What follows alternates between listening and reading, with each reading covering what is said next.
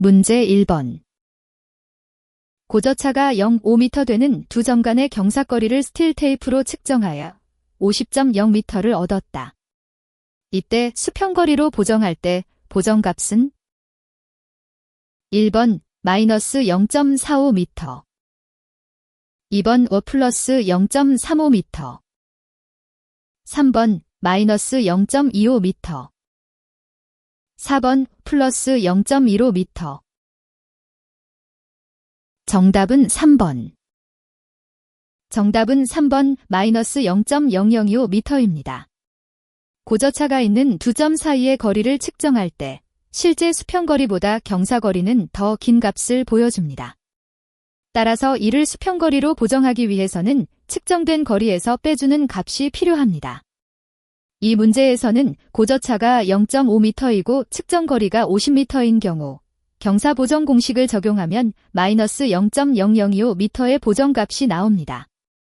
1번과 2번은 보정값이 양수로 되어 있어 수평거리보다 더 긴 거리를 나타내므로 틀립니다. 4번도 계산 결과에 비해 크기가 작아 정확한 값을 제공하지 못합니다. 문제 2번. 평판 측량에서 전진법을 행할 경우 폐하보차의 한계는 1번 5 플러스 마이너스 1.0mm, 2번 5 플러스 마이너스 1, 2mm, 3번 5 플러스 마이너스 1, 4mm, 4번 5 플러스 마이너스 1, 6mm. 정답은 2번. 평판 측량에서 전진법을 사용할 때 폐하보차의 한계는 측정 횟수에 따라 결정됩니다. 문제에서 주어진 변수 n이 16이라는 조건 하에서는 정답인 B번 플러스 마이너스 1dm가 맞습니다. 이 값은 국제적으로 인정된 오차 허용 범위를 따르고 있습니다. 다른 옵션들은 각각의 측정 횟수나 계산 방법에 따라 다르게 적용되므로 이 문제에서는 적절하지 않습니다. 간단히 말해 n이 16일 때 폐하보차는 플러스 마이너스 1.2mm가 되어야 정확한 측량 결과를 얻을 수 있습니다. 문제 5번.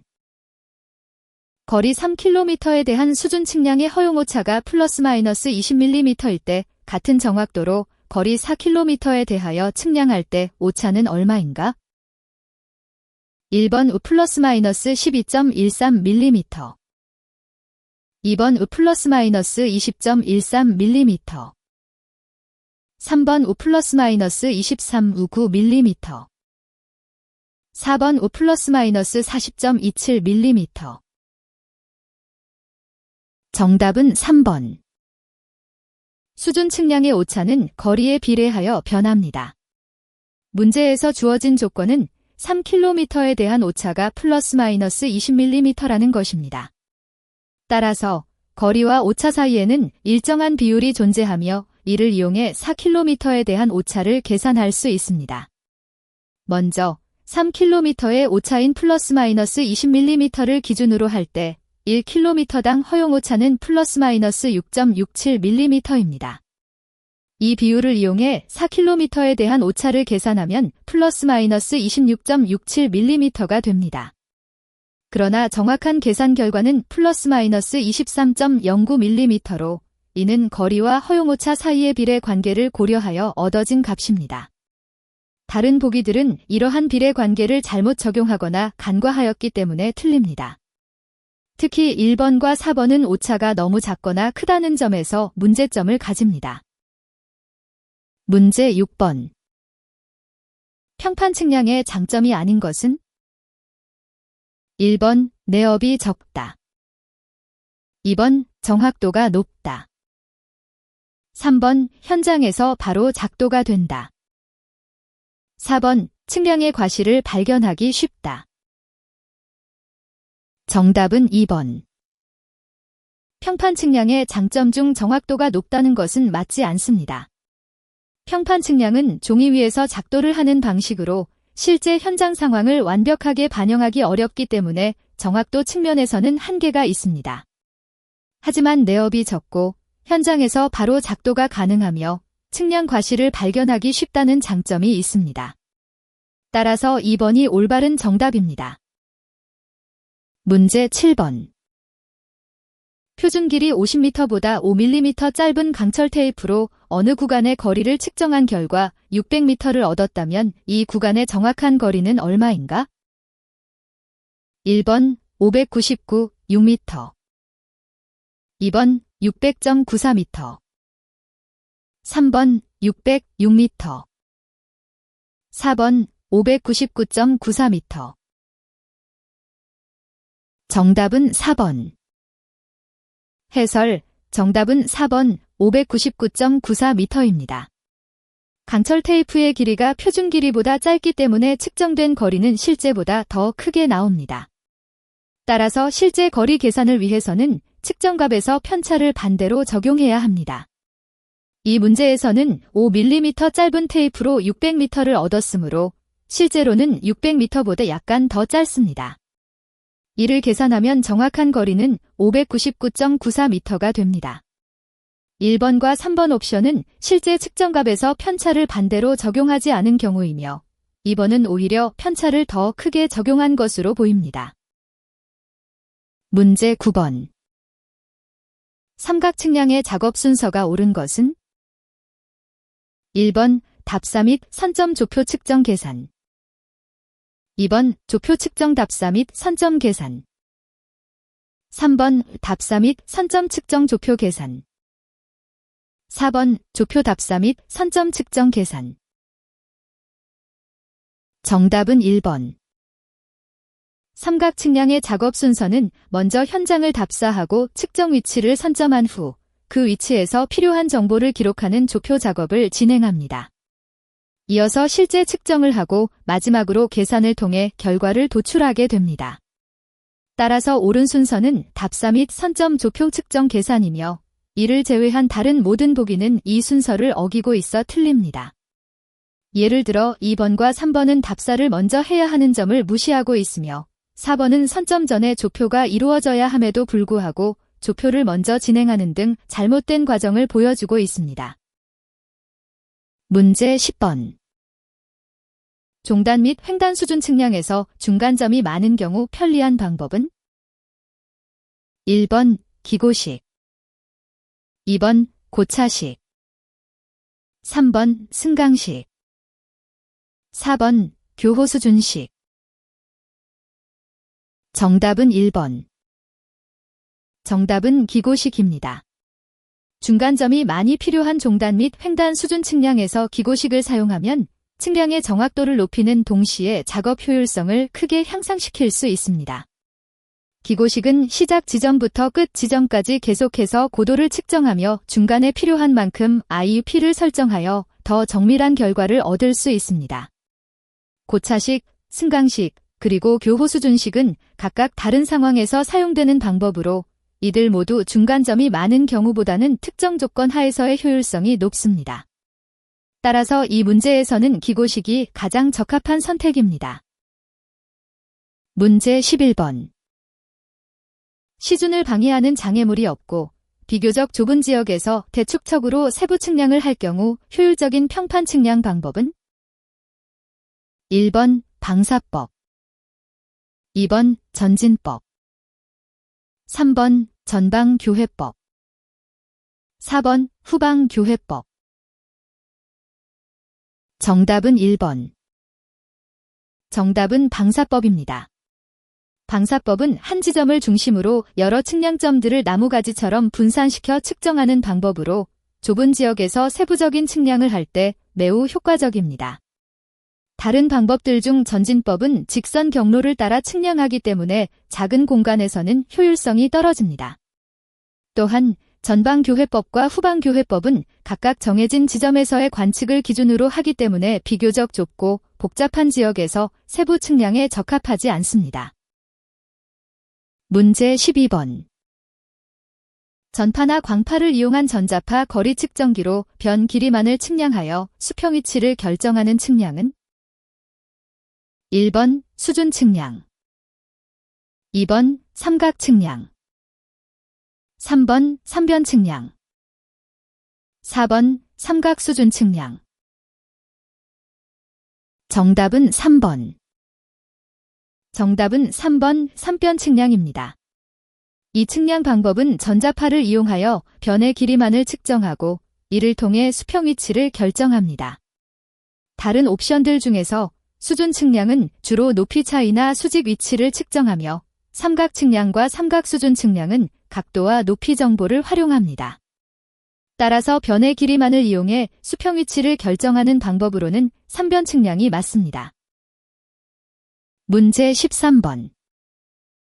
하천 측량, 터널 측량과 같이 나비가 좁고 길이가 긴 지역의 측량에 적당한 것은?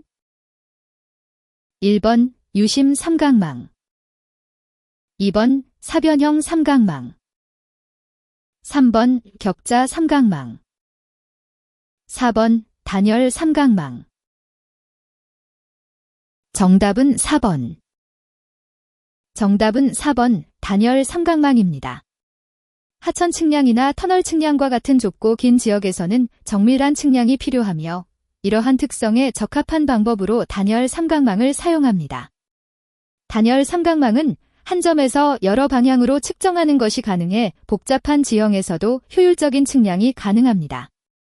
1번 유심 삼각망, 2번 사변형 삼각망, 그리고 3번 격자 삼각망은 각각의 특성상 좁고 긴 지역에서의 정밀한 측량에 비해 효율성이 떨어집니다.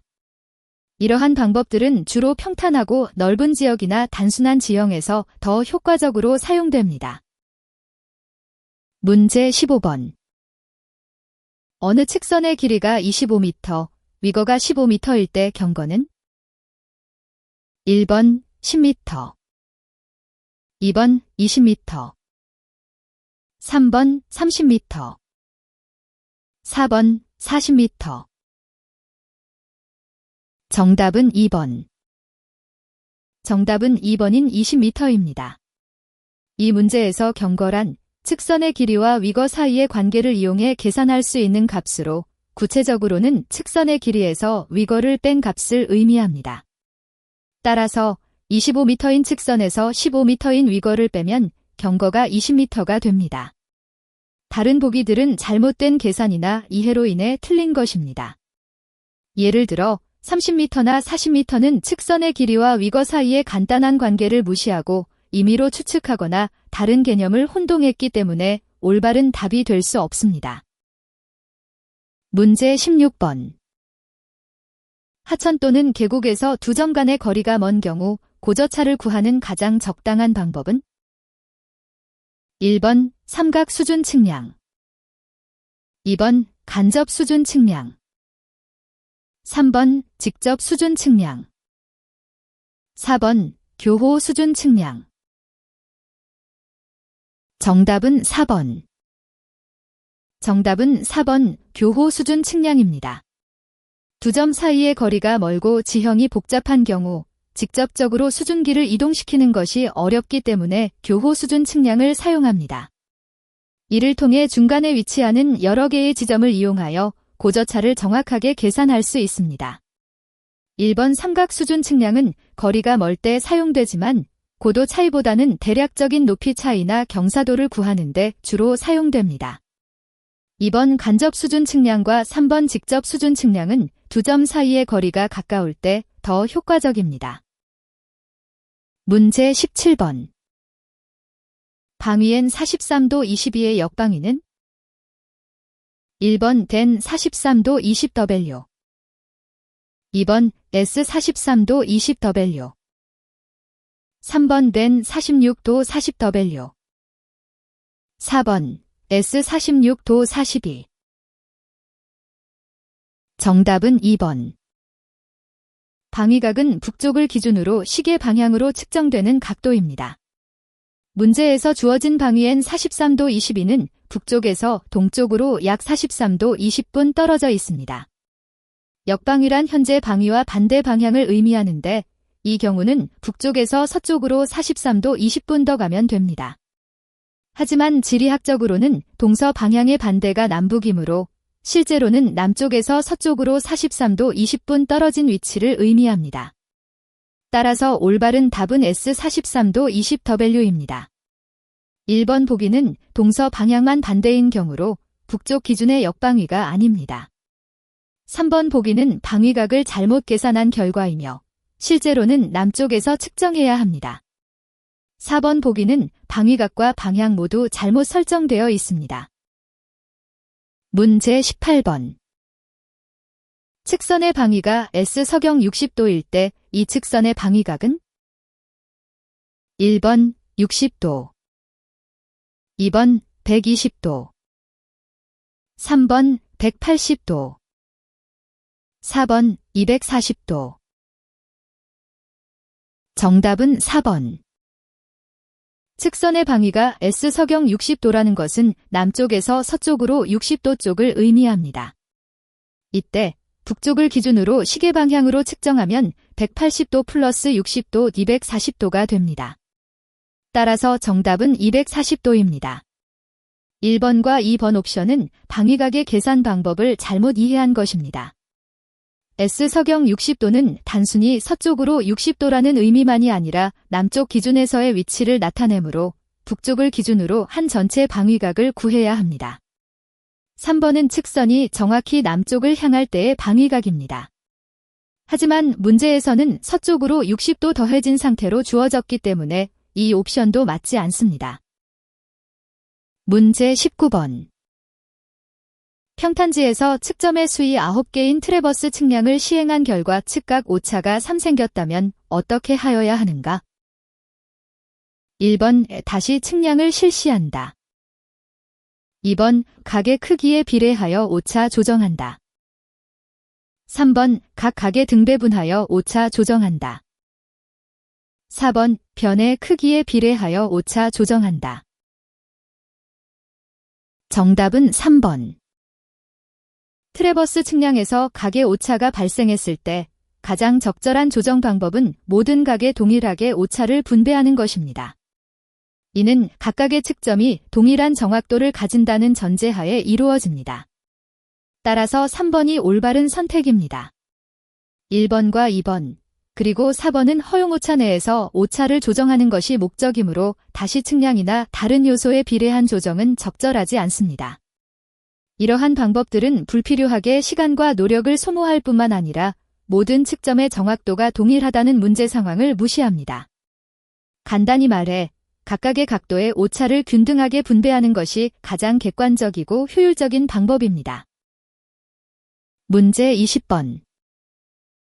특별히 높은 정확도를 필요로 하는 측량이나 기선 삼각망 등에 이용되는 삼각망은 1번 단열 삼각망, 2번 사변형 삼각망, 3번 유심 삼각망, 4번 특별 삼각망. 정답은 2번. 정답은 D번 사변형 삼각망입니다. 이 삼각망은 각 정점에서 4개의 측량선이 만나므로 더 많은 관측 데이터를 제공하여 매우 높은 정확도를 담보할 수 있습니다. 따라서 특별히 정밀한 측량 작업에 적합합니다. 1번 단열 삼각망, 3번 유심. 문제 21번. 트래버스 측량의 순서로 옳은 것은 1번 측량 계획 및 답사 방위각 관측 선점 및 표지 설치 계산 및 조정 수평각 및 거리 관측 측점 전개. 2번 측량 계획 및 답사 선점 및 표지 설치 방위각 관측 수평각 및 거리 관측 계산 및 조정 측점 전개. 3번 선점 및 표지 설치 방위각 관측 측량 계획 및 답사 계산 및 조정 측점 전개 수평각 및 거리 관측. 4번 선점 및 표지 설치 측량 계획 및 답사 방위각 관측 계산 및 조정 측점 전개 수평각 및 거리 관측. 정답은 2번. 트래버스 측량의 순서에서 정답은 2번입니다. 이 순서는 실제 측량 과정을 가장 효율적으로 수행할 수 있게 설계되어 있습니다. 먼저 측량 계획 및 답사를 통해 필요한 정보를 수집한 후에 선점 및 표지 설치로 작업을 시작합니다. 그 다음으로 방위각 관측을 진행하고 이어서 수평각과 거리를 정확히 측정해야 합니다. 이렇게 얻은 데이터는 계산 및 조정 단계에서 검증되고 최종적으로 측점 전개를 통해 결과를 도출하게 됩니다. 1번과 3번, 4번 옵션들은 순서상의 오류나 중요한 단계를 빠뜨리는 등의 문제가 있어 틀립니다. 예를 들어 선점 및 표지 설치는 측량 계획을 세우고 답사를 마친 후에 이루어져야 하며 계산 및 조정은 모든 관측 작업이 완료된 이후에 이루어져야 합니다. 문제 23번.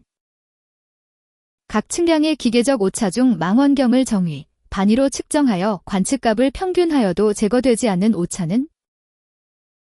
1번 시준축 오차, 2번 수평축 오차, 3번 편심 오차, 4번 연직축 오차. 정답은 4번. 정답은 4번 연직축 오차입니다. 망원경을 정의와 반의로 측정하여 관측값의 평균을 내면 수평축과 시준축 오차는 제거할 수 있습니다. 하지만 연직축 오차는 이 방법으로 제거되지 않아서 정답이 됩니다. 편심 오차도 같은 방식으로 완전히 제거하기 어렵지만 문제에서 묻고 있는 망원경을 정의와 반의로 측정이라는 방법으로는 연직축 오차가 가장 적합한 답입니다. 문제 24번. 삼각 측량에서 삼각점의 선점 시 주의사항에 해당되지 않는 것은? 1번 우 되도록이면 측점수가 많을 것, 2번 삼각형은 될 수 있는 대로 정삼각형에 가까울 것, 3번 삼각점 상호 간의 시준이 잘 될 것, 4번 땅이 견고하고 이동, 침하하지 않는 곳일 것. 정답은 1번. 정답은 1번 우 되도록이면 측점수가 많을 것입니다. 삼각 측량에서 중요한 것은 정확한 위치를 파악하는 것이지 측점수의 양이 많다고 해서 정확성이 높아지는 것은 아닙니다. 오히려 너무 많은 측점을 추가하면 관리와 분석에 혼란을 주고 효율성을 저하시킬 수 있습니다.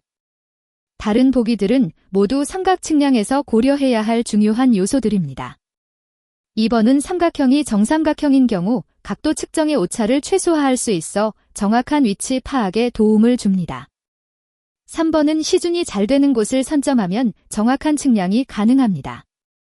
그리고 4번은 땅이 견고하고 안정적인 곳을 선택하면 삼각점의 위치가 변동하지 않아 측량 결과의 신뢰성을 유지할 수 있습니다. 문제 25번. 수평각의 관측 방법에서 한대회 관측이란? 1번 망원경의 정의로 측정하는 것을 말한다. 2번 망원경의 반의로 측정하는 것을 말한다. 3번 망원경의 정의와 반의로 한 번씩 측정하는 것을 말한다. 4번 망원경의 정의와 반의로 2회 반복 측정하는 것을 말한다. 정답은 3번. 한대회 관측은 망원경을 사용하여 천체의 위치를 정확하게 측정하는 방법 중 하나입니다. 이 방법에서는 먼저 망원경을 정의 방향으로 조정한 후 그 다음에는 반의 방향으로 다시 조정해 측정합니다. 이렇게 하면 천체의 위치를 더 정밀하게 파악할 수 있습니다. 1번과 2번은 각각 한 번만 측정하는 방법을 설명하고 있어 완전한 한대회 관측이 아닙니다. 또한 4번은 두 번씩 반복해서 측정하므로 한대회 관측의 정의와 맞지 않습니다. 따라서 망원경을 정의와 반의 방향으로 각각 한 번씩 조정해 측정하는 방법이 가장 정확한 정답입니다. 문제 26번. 평판을 세울 때의 오차 중 측량 결과에 가장 큰 영향을 주는 오차는? 1번 수평 맞추기 오차, 2번 중심 맞추기 오차, 3번 표준 오차, 4번 방향 맞추기 오차. 정답은 4번. 정답은 4번 방향 맞추기 오차입니다. 평판을 세울 때 정확한 방향을 맞추지 못하면 측량 결과에 큰 영향을 미칩니다. 잘못된 방향으로 평판을 세우면 모든 측정이 그 방향에 기반하여 이루어져서 오차가 크게 증가합니다. 수평 맞추기 오차는 평판의 수평 상태를 맞출 때 발생하는 오차로 중심 맞추기 오차와 함께 측정 정확도에는 영향을 미치지만 방향 맞추기 오차만큼 크게 결과에 영향을 주지는 않습니다. 표준 오차는 여러 측량 결과를 통계적으로 분석할 때 사용되는 개념으로 단일 측량 과정에서 발생하는 오차와 직접적인 관련이 없습니다. 문제 27번. 어느 거리를 관측하여 482.26m, 482.17m, 482.20m, 482.18m의 관측값을 얻었고 이들의 경중률이 각각 1, 2, 4라면 최화값은 얼마인가? 1번 482.8m 2번 482.18m 3번 482.36m 4번 482.56m 정답은 2번. 해설, 관측값과 그에 따른 경중률을 이용하면 최화값을 계산할 수 있습니다. 각 관측값에 해당하는 경중률을 곱한 후 이를 전체 경중률의 합으로 나누면 됩니다. 즉 482.18m가 됩니다.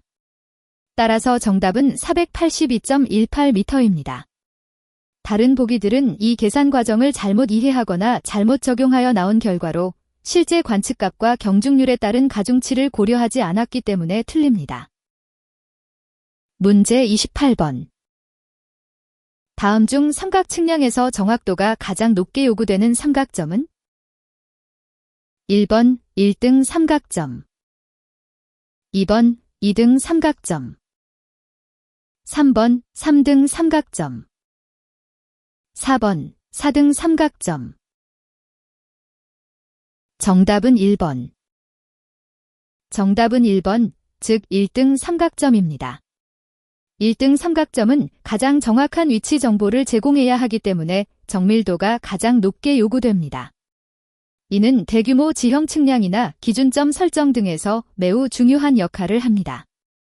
반면 2등부터 4등 삼각점까지는 순차적으로 정확도의 요구 수준이 낮아지며 주로 지역적인 측량 작업에 사용됩니다. 따라서 이들 보기는 문제에서 요구하는 가장 높은 정확도를 만족하지 못합니다. 문제 29번. 평판 측량의 교회법에서 두 방향선이 만나는 각은 얼마에 가까울수록 높은 정밀도를 얻을 수 있는가? 1번 30도 2번 45도 3번 90도 4번 120도 정답은 3번. 평판 측량에서 교회법을 사용할 때 두 방향선이 만나는 각이 90도일수록 정밀도가 높아집니다. 이는 교회각이 커질수록 측정 오차의 영향을 서로 상쇄시키기 때문입니다. 특히 90도에서는 방향성 오차들이 최대한 균형 잡혀 서로를 보완하게 되어 정밀도가 가장 높아집니다. 다른 옵션인 30도, 45도, 120도는 각각 교회각이 작거나 매우 크기 때문에 측정 오차의 영향을 완전히 상쇄시키지 못해 정밀도가 낮습니다. 문제 30번. 트래버스 측량에서 수평각 관측법 중 서로 이웃하는 두 개의 측선이 이루는 각을 관측해 나가는 방법은? 1번 교각법 2번 편각법 3번 방위각법 4번 부전법 정답은 1번. 정답은 교각법입니다. 교각법은 서로 이웃하는 두 개의 측선 사이에 있는 각을 관측하는 방법으로 트래버스 측량에서 가장 일반적으로 사용됩니다. 편각법이나 방위각법은 특정 지점을 기준으로 한 측정 방법이므로 이 문제에서는 적절하지 않습니다. 또한 부전법은 다른 종류의 측량 작업에 주로 사용되며 두 개의 측선 사이 각도를 직접 관측하는 것은 해당되지 않습니다. 문제 31번. 축척 1000분의 1로 평판 측량을 실시할 때 중심 맞추기 오차는 몇 cm까지 허용되는가? 1번 20cm 2번 16cm 3번 13cm 4번 10cm 정답은 4번. 정답은 4번 10cm입니다. 축척이 1000분의 1인 경우 도상에서의 오차가 실제 지형에 미치는 영향을 계산할 때 사용하는 공식은 실제 오차 도상 오차 곱하기 사인 1000입니다. 따라서 도상에서 허용 오차가 0.2mm일 때 실제 평판 측량에서는 이 값을 0.2mm 곱하기 사인 1020cm로 계산하지만 중심 맞추기 오차는 일반적으로 전체 오차의 절반으로 보아 10cm까지 허용됩니다. 다른 보기들은 실제 중심 맞추기 오차를 잘못 계산하거나 전체 오차와 혼동하여 선택된 것으로 보입니다. 문 제33번. 축척 1도만의 도면상에서 저수지의 면적을 구하였더니 35cm 이었다. 이 저수지의 실제 면적은 얼마인가? 1번 8.75km2 2번 16.75km2 3번 24.25km2 4번 30.25km2 정답은 1번. 정답은 1번, 즉 8.75제곱킬로미터입니다. 축척이 1조만이라는 것은 도면에서 1cm가 실제 지구상의 5만 cm를 나타낸다는 것을 의미합니다. 따라서 실제 면적을 구하려면 도면 상의 면적인 35제곱cm를 이용해 지로 변환해야 합니다. 이를 계산하면 실제 면적이 8,750만 제곱미터가 되는데 이는 8.75제곱킬로미터와 같습니다. 다른 보기들은 모두 잘못된 이유는 이러한 계산 과정을 올바르게 수행하지 않았기 때문입니다. 예를 들어 축척 값을 제대로 적용하거나 단위 변환 과정에서 오류가 발생했을 수 있습니다. 문 제34번. 수준 측량에서 그 점의 표고만을 구하고자 표척을 세워 전시를 취하는 점은? 1번 이기점 2번 기계고 3번 지반고 4번 중간점 정답은 4번. 정답은 4번 중간점입니다. 수준 측량에서 중간점을 사용하면 그 점의 표고만을 정확히 측정할 수 있습니다. 이기점이나 기계고는 주로 다른 지점을 연결하거나 위치를 확인하는 데 사용되며 지반고는 실제 지표면의 높이를 나타냅니다. 따라서 중간점 외의 옵션들은 표고만을 구하는 데 적합하지 않습니다. 문 제35번. 500분의 1의 축척 도면을 만들기 위한 거리 측량 작업에서 제도가 가능한 한도가 0.2mm라고 하면 실제 측량을 할 때 몇 cm까지 눈금을 읽으면 되는가? 1번 2cm 2번 5cm 3번 10cm 4번 15cm 정답은 3번. 해설 500분의 1의 축척 도면에서는 1mm가 실제 거리의 500mm를 나타냅니다. 따라서 제도 가능한 한도인 0.2mm는 실제 거리를 0.2mm 곱하기 사인 510cm로 계산됩니다. 이는 측량 작업에서 눈금을 10cm까지 읽으면 되므로 정답은 3번입니다.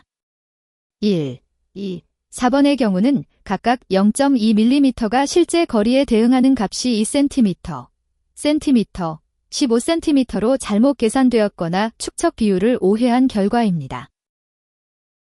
문 제36번. 등고선의 측정 방법 중 측량구역을 정사각형 또는 직사각형으로 분할하고 각 교점의 표고를 구하여 교점 간의 등고선이 지나가는 점을 비례식으로 산출하는 방법은? 1번 기준점법 2번 횡단점법 3번 종단점법 4번 좌표점법 정답은 4번. 정답은 4번 좌표점법입니다. 이 방법은 측량 구역을 정사각형이나 직사각형으로 나누고 각 교차점을 기준으로 표고를 측정한 후 비례식을 사용해 등고선이 지나는 위치를 계산합니다. 1번의 기준점법은 특정 지역에서 고정된 위치의 높이를 이용하여 주변 지역의 높이를 추정하는 방법으로 교차점을 직접적으로 연결하지 않습니다. 2번의 횡단점법과 3번의 종단점법은 각각 수평 방향과 수직 방향에서의 고도 변화를 측정하는 데 사용되며 정사각형 또는 직사각형 구역을 분할하고 교차점 간의 비례식으로 높이를 산출하는 방법에는 해당하지 않습니다. 따라서 주어진 문제의 설명과 가장 일치하는 것은 좌표점법입니다. 문 제37번. 스타디아 측량이 이용되는 측량 작업이 아닌 것은? 1번 삼각 측량, 2번 세부 측량, 3번 간접 수준 측량, 4번 간접거리 측량. 정답은 1번. 스타디아 측량은 주로 높이를 측정하는 데 사용되며 특히 수준 측량이나 간접거리 측량에서 많이 활용됩니다. 삼각 측량은 거리를 계산하기 위해 각도만을 이용하여 거리나 고도를 구하는 방법으로 높이를 직접적으로 측정하지 않기 때문에 스타디아 측량과 관련성이 없습니다. 세부 측량, 간접 수준 측량, 그리고 간접거리 측량은 모두 정확한 위치나 높이 정보가 필요한 작업으로 이들에는 스타디아 측량의 활용도가 높습니다. 따라서 삼각 측량을 제외한 다른 옵션들은 스타디아 측량과 직접적인 연관성이 있습니다. 문 제38번. 다음은 등고선의 성질을 나타낸 것이다. 틀린 것은? 1번 같은 등고선 위의 모든 점은 높이가 같다. 2번 한 등고선은 도면 안이나 밖에서 서로가 폐합된다. 3번 높이가 다른 두 등고선은 동굴이나 절벽에서 반드시 한 점에 교차한다. 4번 이 등고선의 경사가 급한 곳에서는 간격이 좁다. 정답은 3번. 정답은 3번입니다. 동굴이나 절벽에서 높이가 다른 두 등고선이 반드시 한 점에 교차한다는 주장은 사실과 다릅니다. 등고선은 지형의 고도를 나타내는 선으로 동굴이나 절벽 같은 특수한 지형에서는 이론적으로 교차하지 않습니다. 대신 이런 지역에서는 등고선이 끊어지거나 갑자기 방향을 바꾸게 됩니다. 다른 보기 중에서 1번은 올바르며 모든 등고선은 동일한 고도를 나타냅니다. 2번은 틀리지 않으며 한 등고선은 항상 폐곡선으로 그려집니다. 다만 문제의 문맥에서는 도면 안이나 밖에서 서로가 폐합된다라는 표현이 애매할 수 있습니다. 4번 역시 올바르며 경사가 급한 곳일수록 등고선 간격은 좁아지게 됩니다. 문 제39번. 항공사진의 특수 3점에 속하지 않는 것은?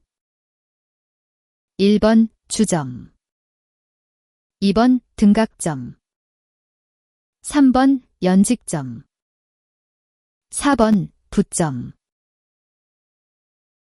정답은 4번. 항공사진에서 특수 3점은 주점, 등각점, 연직점을 말합니다. 이 세 점은 항공사진 촬영 시 중요한 위치를 나타내며 각각의 역할이 정해져 있습니다. 부점은 이러한 특수 3점에 포함되지 않습니다. 주점은 지상에서 가장 가까운 위치에서 사진을 찍는 포인트이고 등각점은 항공기와 지면 간 각도가 일정하게 유지되는 위치이며 연직점은 정확한 수직 방향으로 사진을 촬영하는 위치입니다. 따라서 부점이 제외된 이유는 항공사진의 특수 3점에서 중요한 역할을 하지 않기 때문입니다. 문 제41번. 단곡선에서 교각 I 60도, 반경 R 60m일 때 접선장 TL은? 1번 30.46m, 2번 32.56m, 3번 34.64m, 4번 36.68m. 정답은 3번. 정답은 3번인 34.64m입니다. 이 값은 단곡선에서 교각이 60도이고 반경이 60m일 때 접선장 TL을 계산한 결과입니다. 접선장은 중앙각의 코사인 값을 이용해 구하는데 여기서는 코사인 0.5를 사용하여 공식에 대입하면 됩니다. 따라서 60m 별표 근사 34.64m가 되어 정답이 됩니다. 다른 옵션들은 이 계산 과정에서 코사인 값이나 반경을 잘못 적용하거나 필요한 공식을 오해한 경우로 보입니다. 문 제42번. 고도 3000m에서 촬영한 항공사진의 축척은? 1번 200분의 1, 2번 2000분의 1, 3번 2만 분의 1. 4번 20만 분의 1. 정답은 3번. 정답은 3번 1기만입니다. 항공사진의 축척을 계산할 때는 사진기의 초점거리와 비행고도를 이용합니다. 이 문제에서 초점거리는 150mm이고 고도는 3000m입니다. 따라서 축척은 별표 10의 6제곱 별표 100만 1기만가 됩니다. 다른 보기들은 계산 과정에서 오류가 발생했거나 고도와 초점거리의 비율을 잘못 이해한 경우입니다. 문 제43번. 단곡선 설치에 사용되는 방법이 아닌 것은? 1번 접선 편거와 현편거법. 2번 직업법. 3번 중앙종거법. 4번 수직곡선법. 정답은 4번. 정답은 4번 수직곡선법입니다.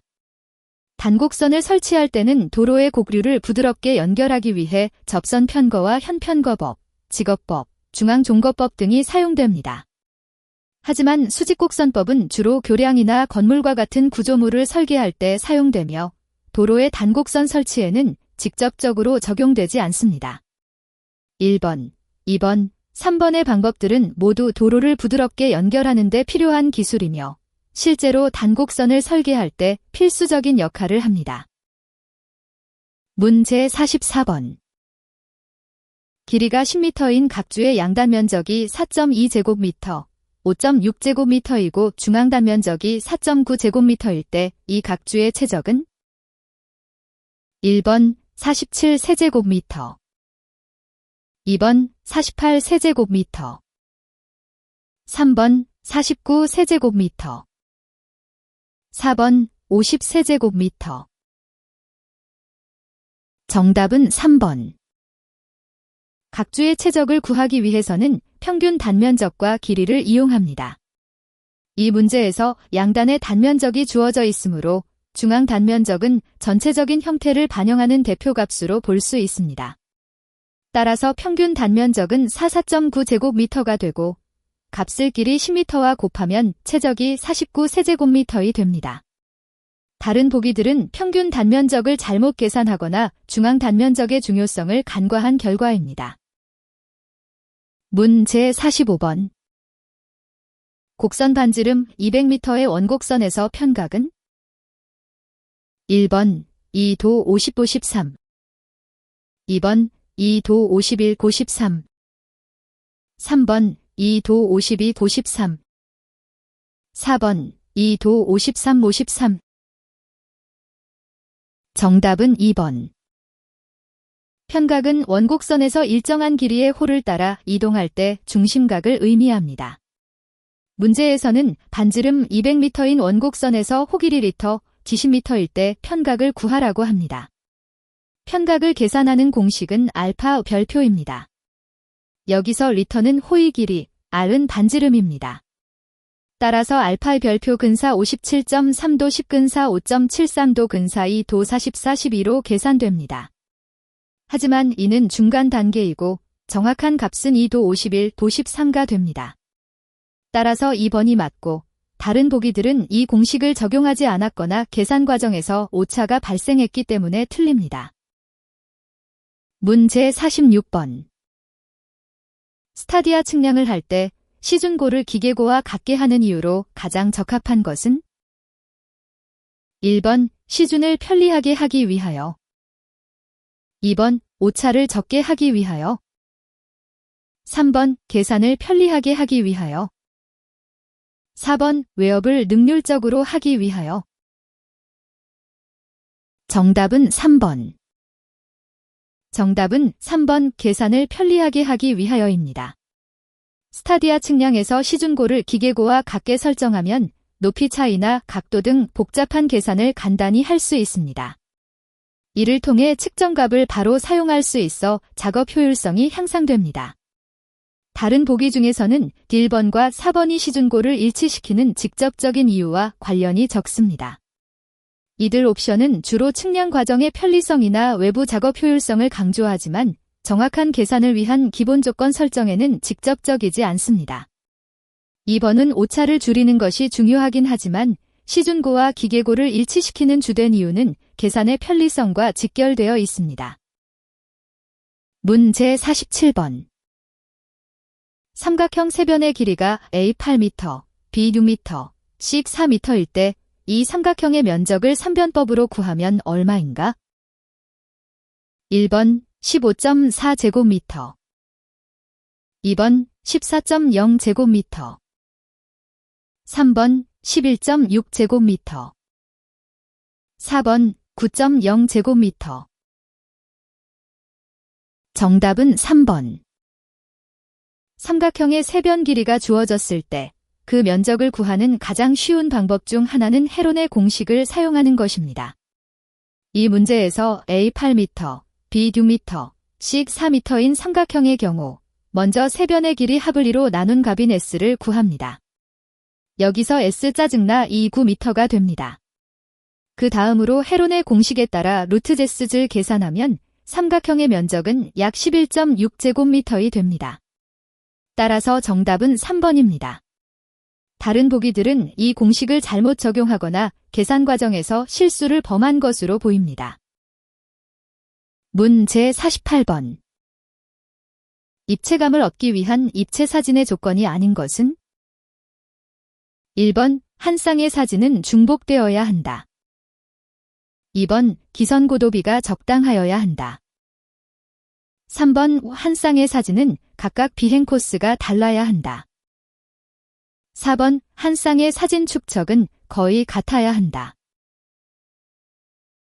정답은 3번. 정답은 3번입니다. 입체 사진을 만들기 위해서는 두 장의 사진이 서로 다른 각도에서 촬영되어야 하지만 비행 코스가 완전히 다르다면 같은 물체에 대한 정보를 얻지 못해 입체감을 느끼기 어렵습니다. 따라서 한 쌍의 사진은 서로 중복되지 않으면서도 비행 코스는 유사하게 유지해야 합니다. 1번과 4번 옵션은 정답이 아닙니다. 두 장의 사진은 중복되거나 매우 유사한 시점에서 찍히면 안 됩니다. 하지만 그들이 서로 다른 촬영 위치에서 약간 겹치는 정도로 찍혀야 입체감을 얻을 수 있습니다. 또한 한 쌍의 사진은 축척이 거의 같아야 하므로 4번도 올바른 조건입니다. 이번에 기선 고도비가 적당해야 한다는 설명은 정답이며 이는 비행고도와 물체까지 거리의 비율을 의미합니다. 만약 BH 값이 너무 크면 입체감이 약해지고 작으면 사진 해상도가 떨어지므로 적절한 값을 유지하는 것이 중요합니다. 따라서 3번만이 입체 사진 조건에서 제외되어야 하는 옵션이 됩니다. 문제 50번. 인공 입체 시야는 경우 대상물이 과장되어 보이는 정도를 무엇이라 하는가? 1번 팽창감, 2번 과고감, 3번 확장고, 4번 여색 입체시. 정답은 2번. 정답은 D번 과고감입니다. 인공 입체시는 눈으로 보았을 때 실제보다 더 크게 느껴지는 현상을 말하는데 이때 대상물이 과장되어 보이는 정도를 과고감이라고 합니다. 따라서 정답은 2번입니다. 1번의 팽창감은 물체가 실제로 커져서 넓어지는 느낌을 표현하는 단어로 여기서는 적절하지 않습니다. 3번의 확장고는 비슷한 의미를 가질 수 있으나 정확한 용어는 아닙니다. 4번의 여색 입체시는 잘못된 개념으로 인공 입체시와 관련이 없습니다. 문제 51번. 다음 사항 중 공공측량의 기준으로 옳은 것은? 1번 일반 측량의 측량 성과를 기초로 하여 실시하여야 한다. 2번 기본 측량 또는 다른 공공 측량의 측량 성과를 기초로 하여 실시하여야 한다. 3번 일반 측량 또는 기본 측량의 측량 성과를 기초로 하여 실시하여야 한다. 4번 일반 측량 또는 다른 공공 측량의 측량 성과를 기초로 하여 실시하여야 한다. 정답은 2번. 정답은 2번입니다. 공공 측량은 기본 측량이나 이미 완료된 다른 공공 측량의 결과를 기초로 해야 합니다. 이는 정확성과 신뢰성을 유지하기 위함입니다. 1번과 3번은 일반 측량을 기준으로 하여 실시하도록 제안하고 있는데 일반 측량은 비교적 낮은 정밀도를 요구하는 측량이므로 공공측량의 높은 정확성과 신뢰성을 확보하기에는 부족합니다. 4번은 다른 공공측량을 기준으로 하되 기본 측량을 제외하고 있어 모든 가능한 기초 자료를 활용하지 못한다는 점에서 완전하지 않습니다. 따라서 공공측량은 정밀도가 높고 신뢰성이 확보된 기본 측량이나 다른 공공측량의 결과를 바탕으로 해야 합니다. 문제 52번. 기본 측량을 위하여 설치한 측량표는 누가 관리하는가? 1번 건설교통부 장관, 2번 국토지리정보원장, 3번 시장, 군수 또는 구청장, 4번 관할 경찰서장. 정답은 2번. 정답은 D번 국토지리정보원장입니다. 측량표는 정확한 지리 정보를 제공하기 위해 설치되며 이를 관리하는 주체가 바로 국토지리정보원장입니다. 국토지리정보원이 측량 표준을 설정하고 유지하며 이에 따라 측량표의 위치와 상태를 점검 및 보수합니다. 다른 보기들은 관련성이 없습니다. 건설교통부 장관은 교통과 건설 분야를 주로 관리하며 시장, 군수 또는 구청장은 해당 지역 행정을 담당하지만 측량 표준화와 직접적인 연관이 없습니다. 또한 경찰서장의 역할은 안전 유지와 범죄 예방으로 측량표 관리와는 무관합니다. 문제 53번. 기본 측량을 위하여 설치한 측량표를 감시하여야 하는 자에 포함되지 않는 것은? 1번 구청장, 2번 시장, 3번 군수, 4번 경찰서장. 정답은 4번. 정답은 4번 경찰서장입니다. 기본 측량을 위한 측량표를 감시하는 것은 주로 지방자치단체의 책임이므로 구청장, 시장, 군수 등 지방자치단체장을 포함합니다. 그러나 경찰서장은 이러한 측량 관련 업무를 담당하지 않으므로 이 목록에서 제외됩니다. 따라서 감시 대상으로는 지방자치단체의 장들이며 경찰서장은 해당되지 않습니다. 문제 54번. 측량업의 등록사항 중 변경이 있어 변경 등록을 하고자 할 때에는 변경이 있은 날로부터 최대 며칠 이내에 변경 등록을 하여야 하는가? 1번 10일, 2번 15일, 3번 20일, 4번 30일. 정답은 4번. 측량업의 등록사항이 변경되었을 때 해당 변경 내용은 변경된 날로부터 30일 이내에 변경 등록을 해야 합니다. 따라서 정답은 4번입니다. 10일, 15일, 20일은 모두 법령에서 명시한 기간인 30일보다 짧아서 틀립니다. 측량업과 관련된 등록사항 변경 시에는 적절한 시간 내에 변경 등록을 하지 않으면 불이익을 받거나 행정처분을 받을 수 있으므로 주의가 필요합니다. 문제 55번. 측량 기록의 정의를 가장 올바르게 설명한 것은? 1번 측량에서 얻은 결과를 말한다. 2번 측량 성과를 얻을 때까지의 측량에 관한 작업의 기록을 말한다. 3번 측량 기록을 얻을 때까지의 결과를 말한다. 4번 측량에서 얻을 측량 성과를 말한다. 정답은 2번. 정답은 2번입니다. 측량 기록은 실제로 측량 작업을 수행하면서 얻은 모든 정보와 과정, 그리고 이를 기록한 문서를 의미합니다. 따라서 측량 성과를 얻을 때까지의 측량에 관한 작업의 기록이라는 설명이 정확하게 정의하고 있습니다. 1번과 4번은 측량 결과나 성과만을 언급하며 실제 측량 과정이나 그 과정에서 생성된 모든 정보를 포함하지 않습니다. 따라서 전체적인 의미를 포괄하지 못합니다.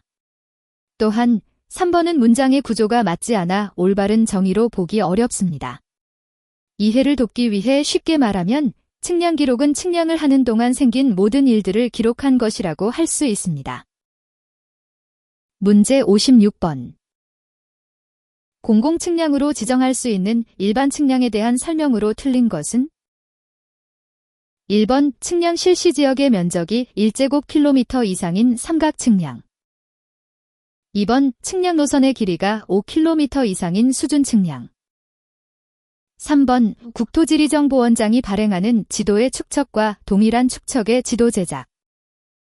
4번 촬영지역의 면적이 1제곱킬로미터 이상인 측량용 사진의 촬영. 정답은 2번. 정답은 2번 측량 노선의 길이가 5km 이상인 수준 측량입니다. 이 문제에서 공공측량으로 지정할 수 있는 일반 측량은 주로 대규모 지역에 대한 정밀한 측량을 의미합니다. 그러나 보기에 나온 측량 노선의 길이가 5km 이상인 수준 측량은 규모나 복잡성 면에서 공공측량으로 지정하기에는 적합하지 않습니다. 반면 삼각측량이나 측량용 사진 촬영은 대규모 지역을 대상으로 하므로 공공측량으로 지정될 수 있습니다. 또한 축척이 동일한 지도 제작 역시 정확성과 일관성을 위해 공공측량으로 지정될 만합니다. 따라서 2번만이 다른 보기에 비해 규모나 복잡성이 부족하여 공공측량으로 지정하기 적합하지 않습니다. 문제 57번. 다음 중 1년 이하의 징역 또는 1,000만 원 이하의 벌금에 처할 수 있는 사항이 아닌 것은? 1번 정당한 사유 없이 측량의 실시를 방해한 자. 2번 이 측량업의 등록증 등록 수첩을 대여한 자 및 그 상대방. 3번 무단으로 측량성과 또는 측량 기록을 복제한 자. 4번 규정에 의한 등록을 하지 아니하고 성능 검사를 대행한 자. 정답은 1번. 해설. 정답인 1번은 벌금이나 징역이 아닌 다른 형벌을 받을 수 있습니다. 이 문제에서 중요한 것은 각각의 행위가 법에 따라 어떤 처벌을 받는지 이해하는 것입니다. 2번부터 4번까지는 모두 1년 이하의 징역 또는 1,000만 원 이하의 벌금이라는 형사처벌이 가능합니다. 2번은 측량업 등록증이나 등록수첩을 대여하거나 이를 받은 사람이 처벌 대상입니다. 3번은 무단으로 측량 결과나 기록을 복제한 사람에게 적용됩니다. 4번은 규정에 따라 등록하지 않고 성능 검사를 진행한 사람에게 해당합니다. 반면 1번은 정당한 이유 없이 측량 작업을 방해하는 행위로 이는 주로 민사상의 책임으로 처리되며 벌금이나 징역보다는 손해배상을 요구받을 가능성이 큽니다. 문제 58번. 다음 사항 중 측량업의 종류에 속하지 않는 것은? 1번 측지 측량업. 2번 항공사진 촬영업. 3번 수치지도제 작업. 4번 항공사진제 작업. 정답은 4번. 정답은 4번 항공사진제 작업입니다. 측량업에는 지리 정보를 얻기 위한 여러 작업들이 포함되는데 그 중에서 측지 측량업, 항공사진 촬영업, 그리고 수치지도제 작업은 모두 측량 업무의 일부입니다. 하지만 항공사진제 작업은 이미 찍힌 사진을 바탕으로 지도나 정보를 만들어내는 작업이므로 단순히 사진만 찍는 것이 주 업무가 아니기 때문에 측량업에 포함되지 않습니다. 따라서 항공사진제 작업은 다른 세 가지와 달리 측량업의 종류로 분류되지 않는 것입니다. 문제 59번. 측량심의회의 심의사항에 해당되지 않는 것은? 1번 기본 측량에 관한 계획의 수립 및 실시. 2번 측량도서의 발간. 3번 측량 용역 대가의 기준에 관한 사항. 4번 측량기술의 연구 발전에 관한 사항. 정답은 3번. 측량심의회의 주요 역할은 측량 관련 중요한 계획과 정책을 심의하고 결정하는 것입니다. 기본 측량 계획, 측량도서 발간, 그리고 측량기술 연구 발전에 관한 사항은 모두 이러한 범위 내에서 논의됩니다. 하지만 측량 용역 대가의 기준은 주로 행정적인 결정이나 법규 정비와 관련되어 있어 심의회의의 주요 업무에는 해당되지 않습니다. 따라서 3번이 옳은 답입니다. 다른 보기들은 모두 측량심의회에서 직접적으로 다루는 주제들입니다. 문제 60번. 다음 중 임시 설치 표지의 좌면에 기록할 사항인 것은? 1번 번호 연월일, 2번 공공측량 계획기관명, 3번 삼각점 또는 도근점, 4번 기본측량 또는 공공측량. 정답은 2번. 임시 표지의 좌면에는 주로 해당 설치가 어떤 공공 프로젝트의 일부인지 알려주는 정보가 기록됩니다. 따라서 정답인 B번 공공측량 계획기관명은 그 임시 표지만이 어느 공공측량이나 건설 프로젝트와 연관되어 있는지 명확하게 알 수 있게 해줍니다. 다른 보기들에 대해서는 다음과 같이 설명할 수 있습니다. 1번 번호 연월일은 표지의 우면에 기록되는 일반적인 정보입니다. 3번 삼각점 또는 도근점과 4번 기본 측량 또는 공공 측량은 좀 더 구체적인 측량 작업이나 위치 정보를 나타내는 것이므로 임시 표지의 좌면에는 적합하지 않습니다.